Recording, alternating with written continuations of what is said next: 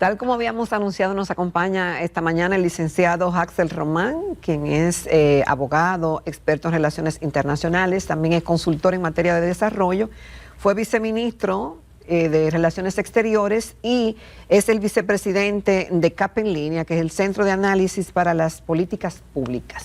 Bienvenido, Haxel, a Telematutino. Muchísimas gracias. Para mí es un altísimo honor estar compartiendo con esta audiencia que siempre bien temprano se informa y también profundiza sobre los temas de impacto nacional e internacional.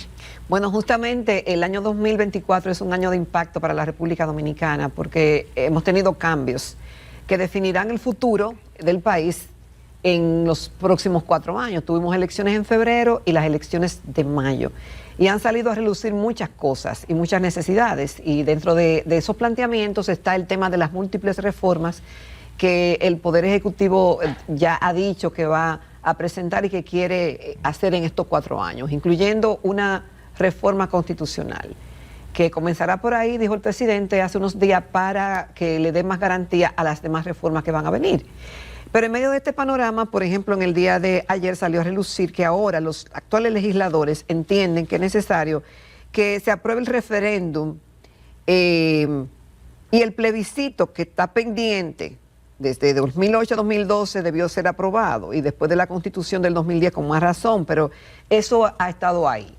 Este gobierno, el PRM, tiene poder absoluto en la Cámara Legislativa. No sé si procederá, es decir, en la aprobación de eso que está pendiente, de que podamos optar para consensuar algunas cosas a través del plebiscito o que la gente participe del plebiscito y del referéndum. ¿Cómo tú ves este planteamiento que hace el Congreso en estos momentos? Claro, primero es importante comenzar por lo que acaba de mencionar, y es que fruto de las elecciones celebradas el 19 de mayo, el oficialismo tiene la mayoría más calificada que se han tenido durante las últimas 4 décadas. En el Senado, que es tradicional que el partido ganador tenga más de 80% de representantes, ahora es 90%, 29 de 32 senadores. Es decir, que no necesitaría más apoyo. Por lo menos para convocar a lo que pudiera ser cualquier iniciativa aprobatoria en ese sentido. Incluso en la Cámara de Diputados también tienen la mayoría más amplia, rompiendo el récord de 2016, que era 67%, ahora será 74% de la Cámara de Diputados. No obstante, eso no quiere decir que se puede hacer cualquier cosa sin dialogar, que se puede hacer cualquier cosa sin consensuar, y es por eso que hemos visto que inmediatamente posterior a las elecciones el presidente invitó a un proceso de diálogo a los referentes de los principales partidos políticos.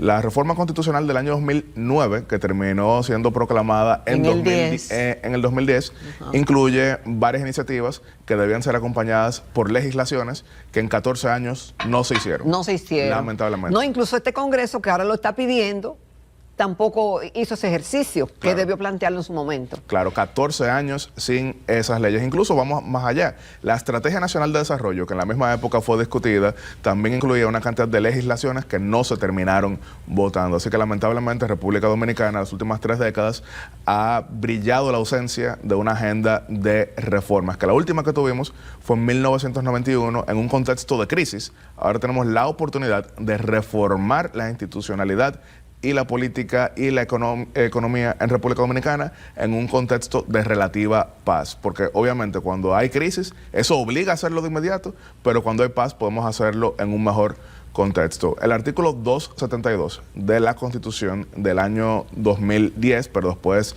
incluido nuevamente en la de 2015, establece que los referéndums deberán utilizarse cuando exista cualquier tipo de reforma que verse sobre los derechos humanos, la forma de gobierno, el régimen monetario o la forma en que se modifica la Constitución. Eso ha sido un debate recurrente.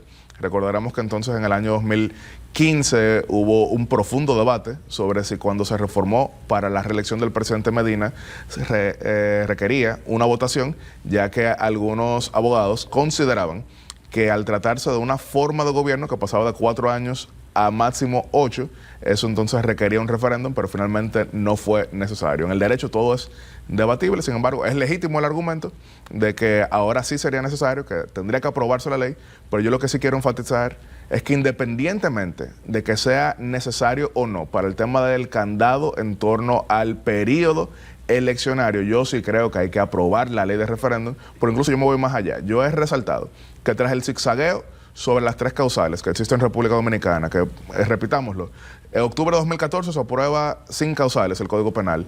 Se observa en noviembre del 2014. Después, en diciembre de 2014, se aprueba con causales. Después, entonces, en diciembre del 2015, se deroga por el Tribunal Constitucional. Nuevamente, entonces, en julio del 2016, se aprueba sin causales el Código Penal. Pero después se observa nuevamente en agosto del 2016 y se aprueba, entonces, con causales en septiembre del 2016, para después de nuevo ser votado con causales, sin causales. Estamos hablando de un zigzagueo constante que lo que significa es una manipulación política. Entonces yo digo que si el Congreso ha fallado, que sea la sociedad que decida cuál es el modelo que quiere.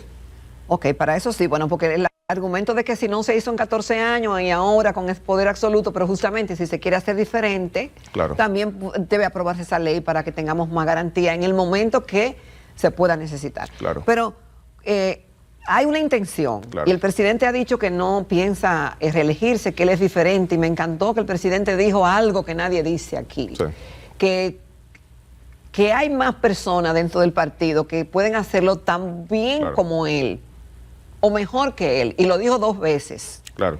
Entonces, porque aquí los políticos y los presidentes creen que son mesiánicos y que nadie es como ellos, pero el Congreso es soberano. Y el Congreso, una pieza cuando llega al Congreso a veces va de una manera y sale de otra. Ese temor que se tiene, Haxel, con esa mayoría absoluta que tiene el PRM, de que si se pueda desvirtuar la esencia del Ejecutivo a la hora de enviarlo al Congreso. Requerirá mucha acción política porque, de nuevo, una cultura no cambia de inmediato. República Dominicana ha sido tradicionalmente el país más reeleccionista de toda América Latina. 22 años Joaquín Balaguer, 12 años Leonel Fernández, 8 años Danilo Medina, 8 años ahora Luis Abinader. La intención de muchos de estos ha sido casi siempre prolongarse. Incluso el presidente Danilo Medina seriamente consideró en 2019 un tercer periodo. Leonel Fernández, que fue candidato por primera vez en el 96, tan reciente como en este mismo año 2024, intentó ser candidato de nuevo. Entonces, no fue candidato, es decir, intentó ser la presidencia. No, intentó ser presidente, intentó ser presidente nuevamente. Entonces estamos hablando de que cuando existe ese tipo de cultura, cualquier simpático va a querer entregarle lo que desea un presidente en ejercicio. Exacto, llámese como se claro, llame. Pero el presidente Luis Abinader incluso lo dijo aquí mismo, en medios corripios, frente a todos ustedes. Él no permite que nadie ni siquiera le hable de eso, porque, de nuevo, la intención de muchos va a ser prolongar la vigencia presidencial de Luis Abinader, pero él lo que quiere es establecer un candado en el sentido de que sea nunca más. Yo sí tengo que decirlo, yo creo firmemente en la reelección, y yo creo que tradicionalmente eso fue un debate falso de un quítate tú para ponerme yo. Incluso veamos la mayoría. Pero la reelección, ¿qué? ¿Por un periodo? Yo creo en la reelección, ya el tema del debate... ¿Qué? ¿Pero que continua? Es que todo depende de lo que apuesta de un país. Por ejemplo, Angela Merkel en Alemania estuvo entre 2005 y 2021, por ponerle un caso, y hay varios otros gobernantes que han estado más periodos. Miren, por ejemplo, Lula da Silva es ahora presidente por tercera vez en Brasil de manera no consecutiva. Yo lo que no creo de ninguna manera es en retirar políticamente a quien estuvo un solo periodo, como existe, por ejemplo, en Guatemala, como existe, por ejemplo, ahora en Colombia, después de que se eliminó en otros momentos. Yo creo que una gestión de gobierno necesita más tiempo. Ahora, lo que no podemos tener es lo mismo que hice referencia de las 3 causales, que es el zigzagueo político. ¿A qué me refiero? 66, 94, reelección indefinida. 94, 2002, reelección alterna con prohibición consecutiva. 2002, 2010, 2 periodos. 2010, 2015, reelección diferida sin consecutivo. 2015 en adelante, 2 periodos, sin embargo, con posibilidad de nuevamente variar 4 reformas constitucionales sobre la reelección en tan solo un periodo de 21 años. Esto es un chiste político, y es por eso que si uno apuesta a ser estadista, que si uno apuesta a verdaderamente ser liberal republicano, tiene que ponerle fin a ello y tiene que dejar claro que este es el modelo que escogimos y que no depende de la mayoría del momento. Porque anteriormente, ¿qué dependió? 2002, mayoría del momento. 2009, mayoría del momento. 2015, mayoría del momento. Ahora no, será una constitución, y si se va a cambiar, se requerirá de un consenso que no sea únicamente el gobierno de ese turno. Bueno, Haxel, tú has estado como observador en 23 países de elecciones 24 diferentes. 24 37 elecciones. En 37 elecciones. Y ha visto todos los modelos y claro. Bueno. Pero en el caso dominicano podemos concluir varias cosas. Primero, la conveniencia o no de tener un Congreso que no va a tener un contrapeso. de la oposición, porque está dominado absolutamente por el partido de gobierno. Eso por un lado. Por otro lado, la alta abstención, que si bien es cierto, nos comparamos con otros países y decimos, bueno, pero hasta en Estados Unidos hay un nivel de abstención de un 40, más de un 40%, pero igual, los gobiernos que resultan de esta elección, ¿hasta dónde son tan legítimos o tienen tanta aprobación si la gente no participa realmente? Y se habla de la pertinencia o no de como del voto obligatorio o de que más gente vaya a votar. Y por otro lado, el tema de que todavía sigue diciendo la oposición de que estas elecciones fueron compradas, que no había forma de competir, porque por la cantidad de recursos que se invirtió, de las dádivas, de la compra de candidatos, de la compra de dirigentes y el tema de la participación del narco en la campaña y del financiamiento público tan alto que existe para los partidos. Entonces, ese cóctel, ¿cómo podemos enmarcarlo a la conveniencia de la República Dominicana por los resultados que hemos tenido en este año? Yo creo firmemente que hace falta una reforma política electoral real en República Dominicana, que desde el 97 ¿Y quién la va a hacer? No la tenemos. Tiene que ser la sociedad para verdaderamente debatir lo que hace falta. Porque, por ejemplo, vamos a hablar de lo que usted puso de inicio, que es el dominio absoluto en el Congreso Nacional. Desde luego, eso refleja el endoso mayoritario. Obvio que fue la gente que votó. Sin embargo, hay una pequeña distorsión, bueno, más que pequeña, que quiero resaltar ahora. República Dominicana tiene un Congreso bicameral, a diferencia de los países de Centroamérica. Yo estoy a favor de lo bicameral. Sin embargo, ¿qué sucede? Somos el único país con sistema bicameral que elige los senadores uno por provincia. Eso quiere decir que no importa qué tantos votos saques, sino que también los repartes. Año 2002, PRD 42% de los votos, 90% del Senado. Año 2024, por quienes yo voté, por quienes apoyo y por quienes realmente son mis compañeros, PRM logra 90% del Senado con 59% de los votos. Existe una sobre representación. Yo por eso creo que valdría la pena debatir que el Senado ya no sea provincial, sino que sea regional, es decir, 3 por regiones, con la misma cantidad que tenemos ahora mismo, que el ganador tenga entonces en cada una de esas regiones los primeros 2 senadores y el tercero que sea del segundo lugar. Eso significaría que ya no volveríamos a ver un 90% del Senado con el ganador. La Cámara de Diputados tiene otra dificultad, y es que aunque es plurinominal, proporcional, son circunscripciones pequeñas. Eso quiere decir que, por ejemplo, Distrito Nacional son 6 diputados, circunscripción 1, 5 diputados, circunscripción 2, 7 diputados, circunscripción 3. Eso obliga a que la votación que necesita un partido para entrar un diputado es 13% en la 1, 15% en la 2, 10% en la 3. Entonces, un partido que logra 8%, como fue el caso de Opción Democrática en la circunscripción 1, se queda completamente fuera a pesar de haber logrado una votación importante. Que yo creo que, de hecho, tenemos las circunscripciones más pequeñas de toda América Latina. No tiene sentido que el Distrito Nacional sean 3 circunscripciones, debería ser una sola de 18.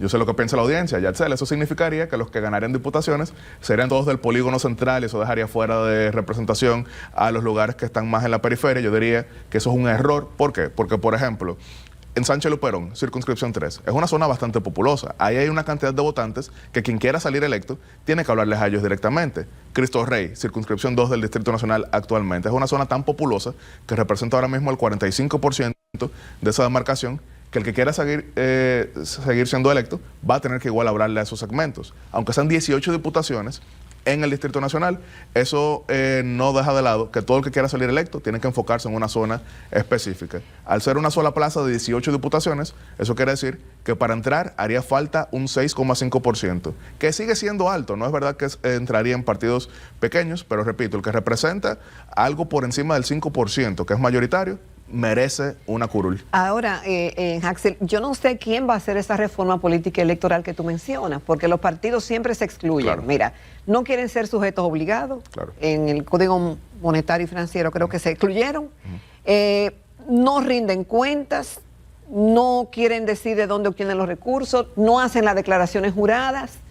Entonces, ¿qué vamos a esperar? Que ellos reduzcan realmente el número de eso es difícil. Por eso dije la sociedad que tiene que presionar. Entonces, es difícil. Aquí vemos hoy un reporte que tiene la prensa que la mayor parte del presupuesto del Congreso se va en sueldos, en dietas, en barrilito.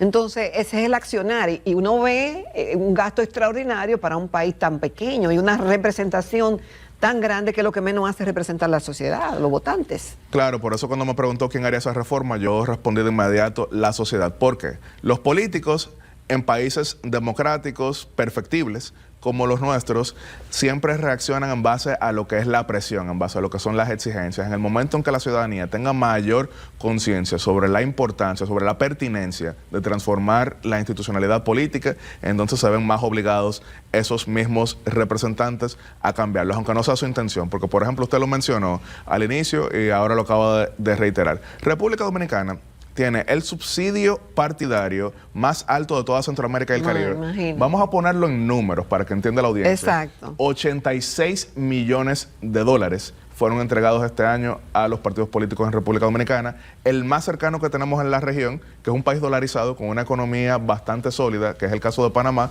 le dio 54 millones de dólares. Entonces, cuando no se tiene que rendir cuentas sobre eso, porque... No nos rinden cuenta y nadie les exige. Entonces...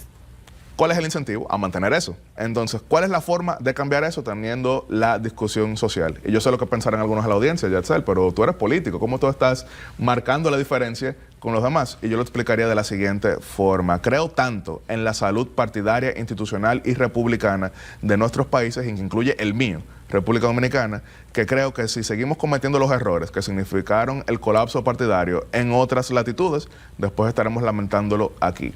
Yo sé que desde luego hay muchos que quieren mantener un sistema que no funciona y que no rinde cuentas porque les da réditos, pero perder eso significa muchas veces perder el rumbo de la nación. Miren México, ahora mismo, no estoy hablando de quién ganó ni quién perdió, pero el Partido Revolucionario Institucional, el PRI, el PRI, que gobernó 70 años ahí sin salir. 70 años. 70 años. 70 años. Usted que es periodista, que durante muchísimo tiempo vio que ese era el referente, el modelo Claro. de todo el que hizo política en América Latina, quería ser partido. Quería ser como el PRI de El México. PRI acaba de sacar 9% de los votos, porque pensaron que esa vigencia era eterna. Se emborracharon de poder.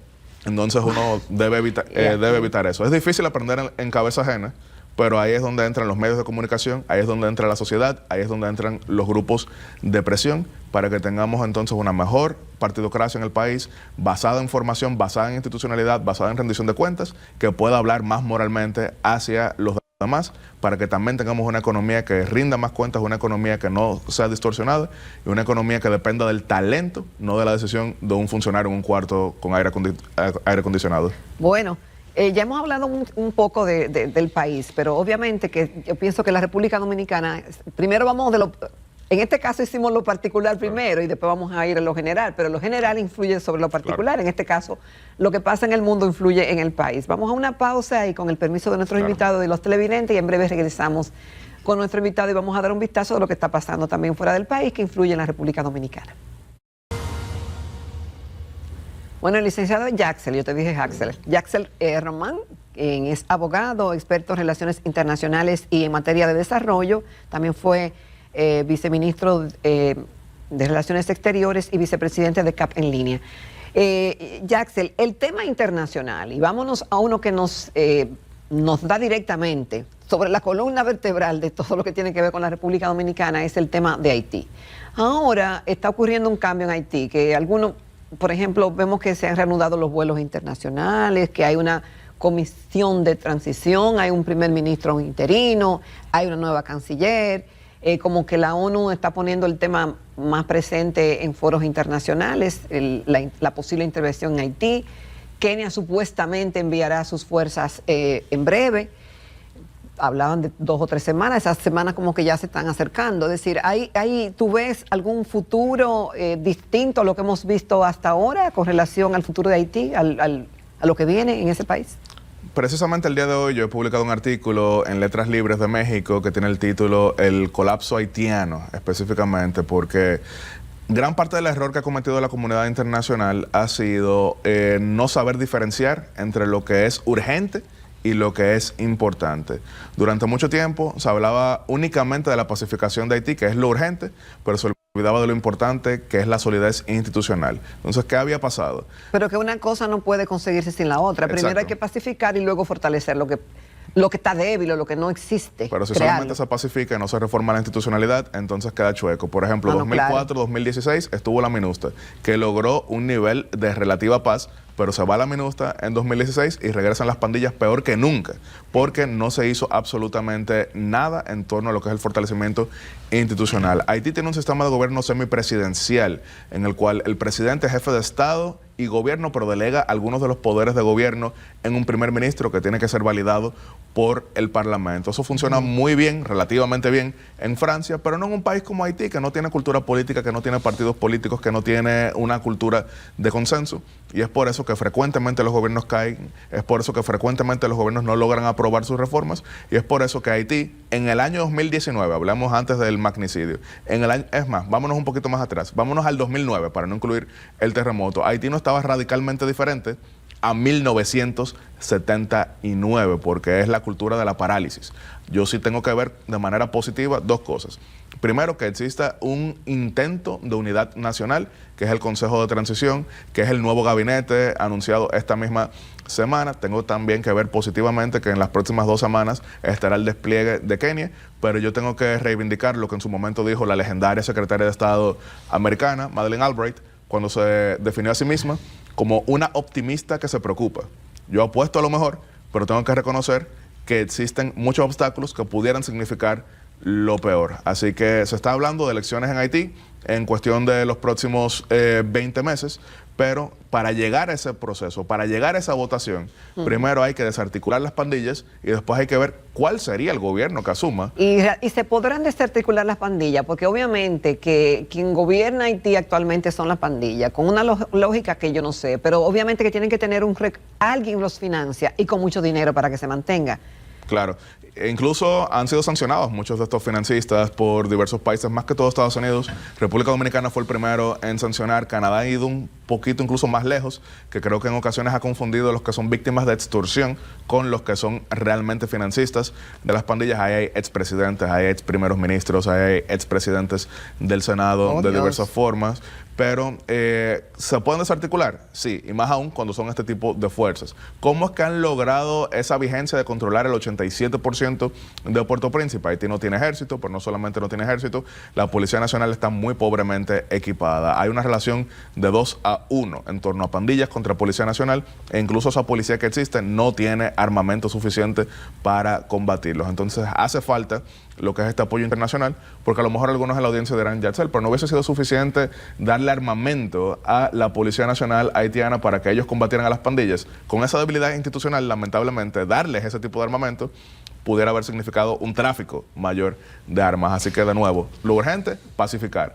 Pero lo importante es una reforma institucional, de forma que el siguiente gobierno que asuma no tenga las debilidades que vieron Jean-Bertrand Aristide, René Preval, Michel Martelly y finalmente el finado Jovenel Moïse. Ok, mira, por otro lado, hemos visto que a nivel internacional, aunque distante, y dirán, bueno, pero ¿qué tiene que ver eso con la República Dominicana? El Parlamento, en las elecciones del Parlamento Europeo, Alemania, Francia y Austria, la derecha arrasó.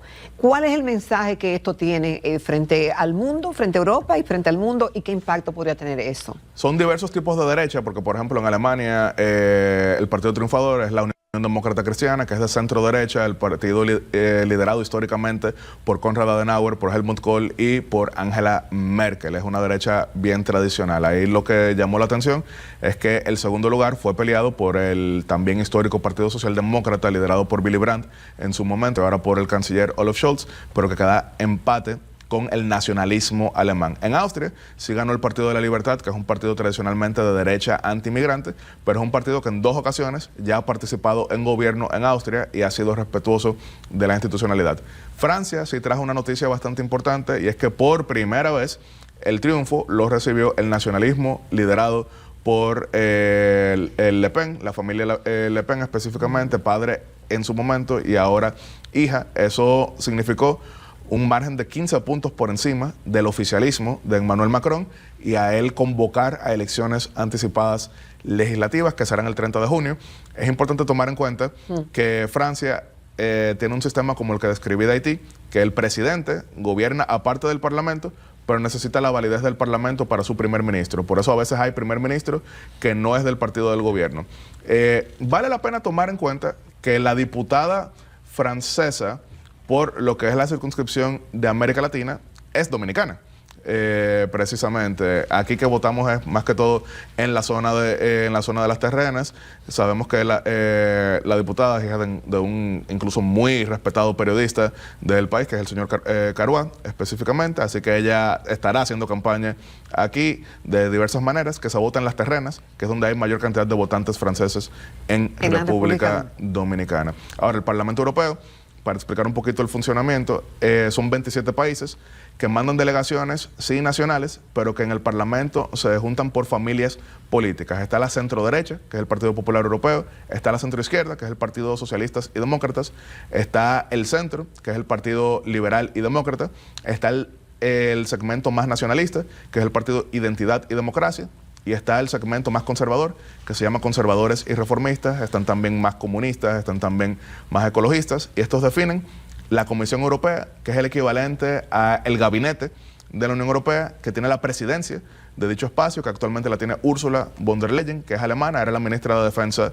de Alemania y que ha logrado pues un nivel de liderazgo, a pesar de que en su momento la llamaban una burócrata aburrida, ha mostrado que sí supo manejar la Unión Europea al punto de que su partido, que es la centro derecha, fue el que más creció en estas elecciones.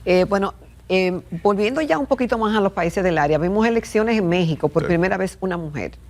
Está el reto de las elecciones en Venezuela, claro. Caramba, que no sé. Y en Estados Unidos, ¿qué tú vislumbras, qué podemos esperar de eso que viene en este año? La razón por la que me reí un poco cuando mencionó México es porque, de nuevo, el país de la dictadura perfecta, como le llamaban, tiene una muy rica literatura sobre lo que llamaban la soledad del poder, en el sentido de que aunque el PRI se mantuvo 7 décadas, como no había reelección de ninguna manera, en el momento en que asumía el siguiente presidente, lo dejaban solo. Dejaba completamente solo a su antecesor, incluso terminaban siendo enemigos. Sí. La presidenta electa, Claudia Sheinbaum, ha dicho que eso no será de esa forma, sino que por el contrario mantendrá toda la cordialidad con quien es su líder político. Sin embargo, hay 7 décadas de historia que le juegan un poquito en contra a ello. Incluso, yendo más allá de México, el único caso que me llega a la mente de un delfín que no se peleó con su líder es el caso de Dilma Rousseff y Lula da Silva, porque en el caso de Álvaro Uribe y Juan Manuel Santos eso fue inmediato. En el caso de Rafael Correa y Lenín Moreno eso fue inmediato.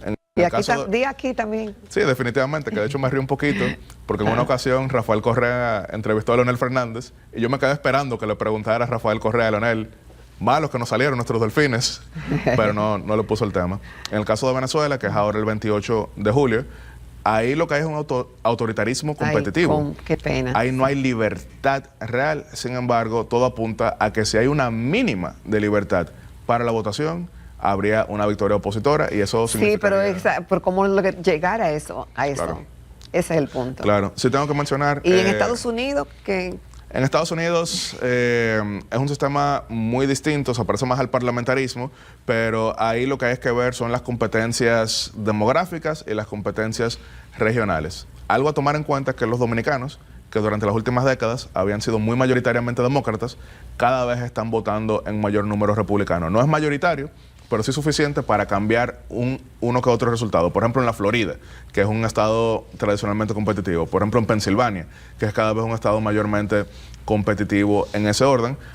Son los 2 candidatos más viejos que se habrán enfrentado en Estados Unidos, similar a las elecciones de 1990 en República Dominicana, que fueron 2 octogenarios, Bosch y Balaguer, en ese momento. Pero, desde luego, ahí lo importante es que los intereses de los dominicanos sean realmente presentes en lo que es la agenda exterior, al punto de que el año que viene tenemos la Cumbre de las Américas en Santo Domingo, lo cual significará probablemente el primer viaje de un presidente americano a República Dominicana mientras está en ejercicio. Vale la pena así mencionar que el mismo día de la votación federal americana vota nuestro vecino también inmediato, que es Puerto Rico, un territorio no incorporado. Ahí residen alrededor de 45,000 dominicanos. Allá también impacta lo que sucede, y lo que vimos recientemente es que el gobernador en ejercicio, Pedro Pierluisi, fue derrotado en las primarias de su anexionista Partido Nuevo Progresista, que busca hacer el Estado 51, por Jennifer González, que es la representante ante el Congreso americano sin derecho a voto, pero que es una persona que en todo momento ha buscado el apoyo de los dominicanos, que son más que todo un segmento votante en San Juan, más que todo la zona de Santurce. Un saludo a los dominicanos que nos ven en todos estos lugares que he mencionado, que estoy seguro que le están dando seguimiento el día de hoy. Bueno, Axel, el tema de Israel, que no se ha quedado nadie indiferente, cuentan con el apoyo, bueno, de muchos países de Occidente, pero también Occidente ya ha comenzado a criticar la política que está implementando Netanyahu en la Franja de Gaza, donde por el exterminio de Hamas, pues han sacrificado a miles de mujeres y de niños en esa matanza. Y de hecho ya Sudáfrica fue a un tribunal de La Haya para exponer el tema. ¿Qué se puede esperar de esa zona conflictiva? Es importante tomar en cuenta que Israel, a diferencia de sus pares en el Medio Oriente, es una democracia en el sentido occidental, entonces no es monolítico el gobierno. Hay diversidad de opiniones, hay diversidad de propuestas. Incluso el gobierno de Benjamín Netanyahu, en esta ocasión, que inicia con una coalición mayormente conservadora, teniendo que buscar el apoyo de los segmentos más ortodoxos, invitó a lo que era un gobierno de unidad nacional a los segmentos opositores a él, con el general Benny Gantz, que era su ministro de guerra en el gabinete de este conflicto. Pero Benny Gantz esta misma semana ha renunciado al cargo de ministro de guerra y ha dicho que su partido demanda la celebración de elecciones anticipadas porque ya perdieron la confianza en lo que es el gobierno de Benjamín Netanyahu. Eso no quiere decir que hay una diferencia radical de opiniones entre un lado y otro, porque incluso Benny Gantz fue el jefe de Estado Mayor Conjunto en Israel, es una persona de mucha tradición bélica.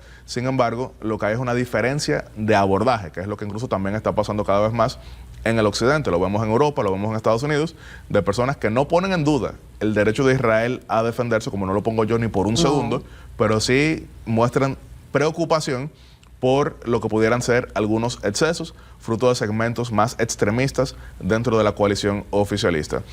Israel, para que se entienda un poquito, tiene un sistema también de gobierno parlamentario, son 120 diputados que se eligen en una circunscripción nacional, se necesitan entonces 61 apoyos para formar gobierno, pero hay un umbral de entrada que es de alrededor de 1.5% de los votos. Eso quiere decir que la dispersión es tan grande que las negociaciones tienen que ser muy amplias. Entonces, aunque Benjamín Netanyahu no era de una línea, vamos a decir, proclive a los asentamientos en la Franja de Gaza, sí se vio obligado a incluir en su gobierno, para poder formar gabinete, a segmentos más ortodoxos que lo ven como un tema religioso. Entonces, el tema democrático en Israel impacta muchísimo en lo que son las decisiones, pero ahora vamos a ver si finalmente se hacen elecciones, que sería algo, vamos a decir, bastante complejo, porque elecciones en medio de guerra, a pesar de que no es inédito, pero sí bastante complejo, porque imaginen, se vota, pero después el proceso de negociación para formar gobierno, incluso Ucrania debía tener elecciones este año, pero no lo hizo porque durante la ley marcial, fruto de la guerra, no se celebran elecciones. Rusia sí hizo elecciones, obviamente, pero ahí no había ningún tipo de posibilidad, de duda de relevo. sobre lo que Bueno, Yaxel, ha sido un gran placer de verdad conversar contigo en esta mañana. Hemos hablado de temas locales y de temas internacionales, otra visión. Qué bueno que hayan jóvenes preparados y con experiencia y compartirla, y esto enriquece pues el debate y también nos da muchas informaciones importantes. Muchísimas gracias. Muchísimas gracias y gracias a la audiencia. Bueno, vamos ahora a una pausa y en breve retornamos con la despedida, la recta final de Telematutino 11 en esta mañana.